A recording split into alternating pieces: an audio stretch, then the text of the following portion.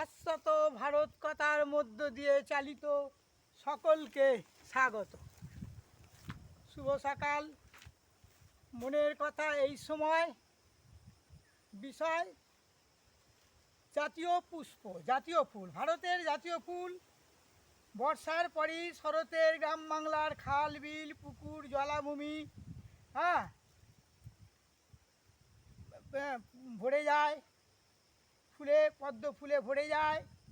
প্রায় সর্বত্রই জন্মায় বাংলাদেশের জাতীয় ফুল, যেমন শাপলা ফুল, শালুক ফুল, পদ্ম ফুল ভারতের জাতীয় পুষ্প। বর্ষার পরই শরতের আগমনে গ্রাম বাংলার পুকুর বা খাল বিল ভরে যায়।